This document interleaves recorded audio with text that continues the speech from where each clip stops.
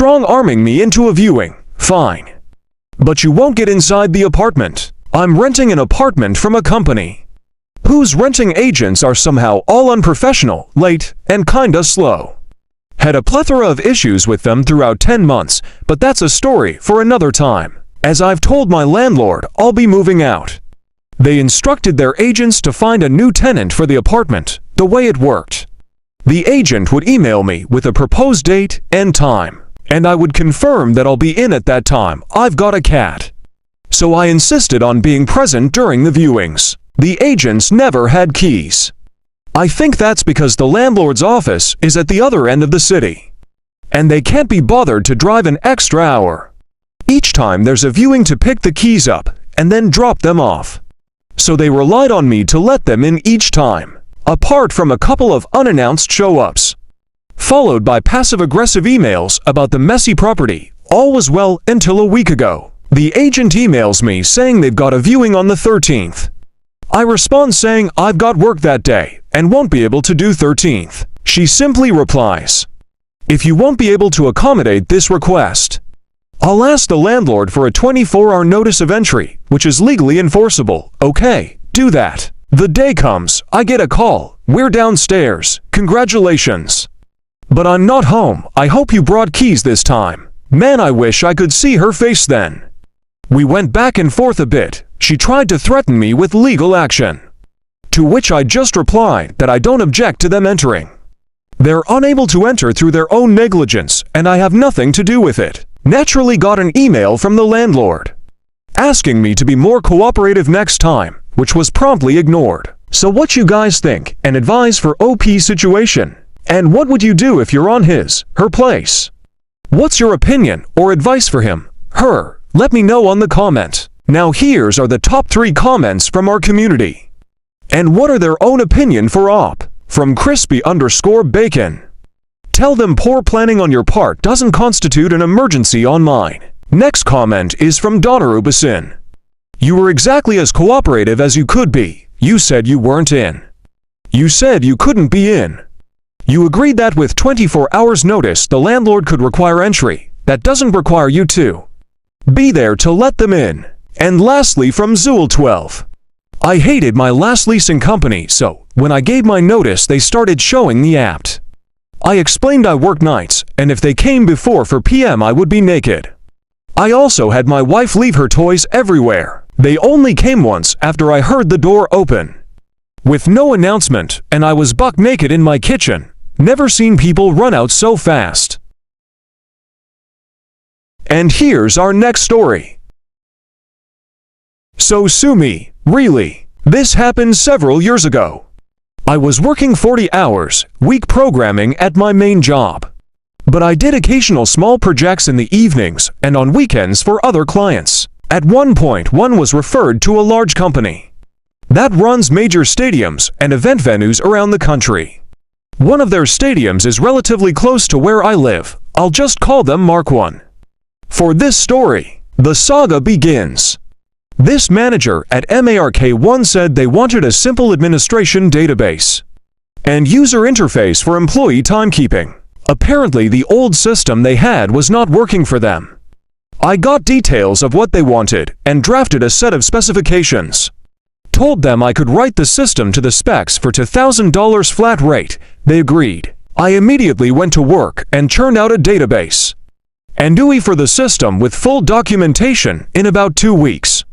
So I scheduled an in-person meeting to show them. Now, when I showed up at the meeting, someone representing the security department was there, and he asked about getting some additional features. Sure, I told him I can do that. So I went back, wrote up a change request, and incorporated the additional features into the platform.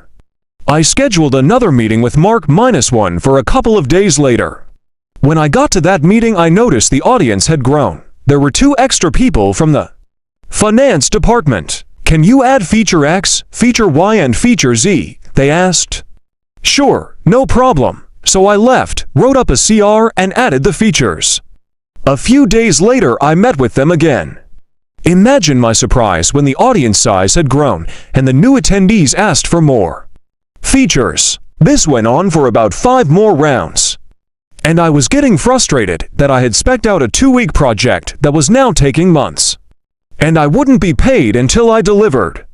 And they accepted the final product, but I chugged along implementing all their change requests. But one day the Mark I manager called me.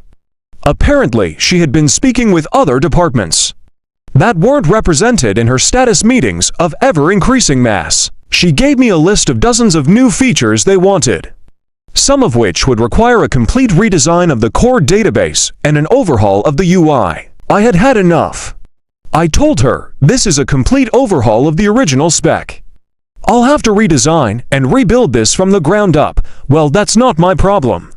She responded, well, actually it is.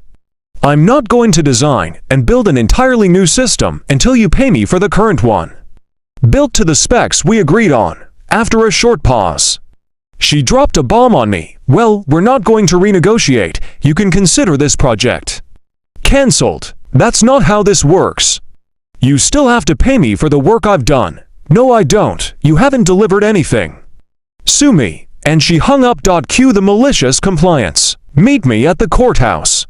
I took Mark I manager's advice and went to the courthouse the next day to file in small claims court to recover $2,000 from Mark1. On my court date a couple of months later, I went down to the courthouse and was greeted by an arbitrator. In my state, they have court-appointed arbitrators meet the litigants when they arrive to see if the parties can sort out the case with an agreement to maximize the judge's time.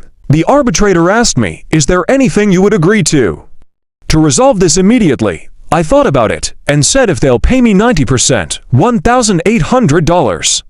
Right now, I'll drop the suit. He then went into a side room where the Mark I manager and the corporate lawyer were hanging out. I heard her screaming that they would either pay it all or pay zero. The arbitrator came to me with the news, and I told him I heard. And I'm happy to take it all. He laughed and said no, they want to go to trial. Fast forward a couple of hours. Fast forward is a funny phrase, considering how slow the court moved, but hey, and we're standing in front of the judge. I'm at my table alone, and the Mark I manager and lawyer are standing at the opposite table. The judge asked Mark I manager to tell her side first. She went into a very long speech about the project and corporate America and apple pie and thermonuclear weapons. And honestly, I have no idea because I stopped listening about 28 minutes ago. She talked non-stop for at least 30 minutes. Then the judge asked me for my story. Now I wasn't maliciously ignoring Mark I manager's long-winded tale of political intrigue and patriotism. I was actually formulating a strategy.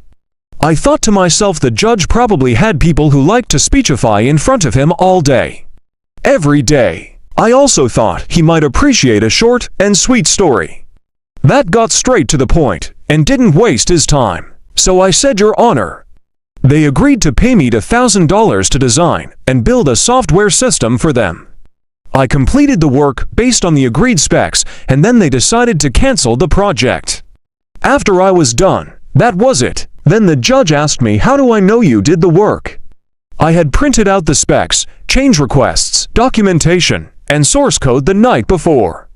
I lifted a ream of paper 500 pages from my table and offered it to the bailiff. Here's the code I wrote for them, Your Honor. The bailiff came to take it from me, and the judge waved him off. No need, I can see it from here. The judge then asked Mark I manager, is this true? She looked like she was in a daze. Oh yes, then I fined for the plaintiff in the amount of $2,000. FCKU, pay me. About a month later, Mark I still hadn't paid. So I called the county sheriff and explained, sent him the court judgment documents. And he said no problem, they'll pay. The sheriff actually called me later that day. He was on a cell phone, and I could hear him talking to the Mark I manager.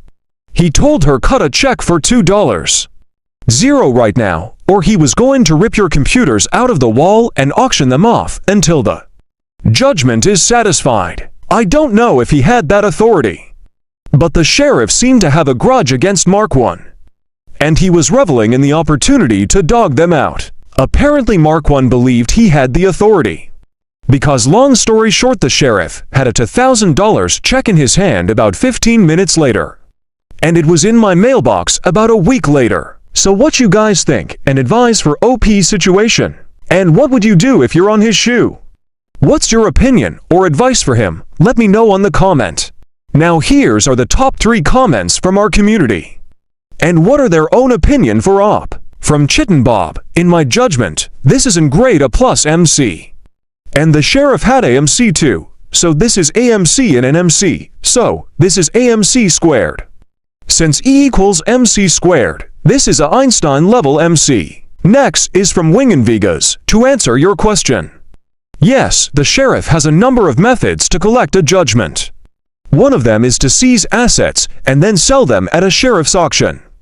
And they add the fees and costs of collecting to the amount needed. And lastly from Bemtub.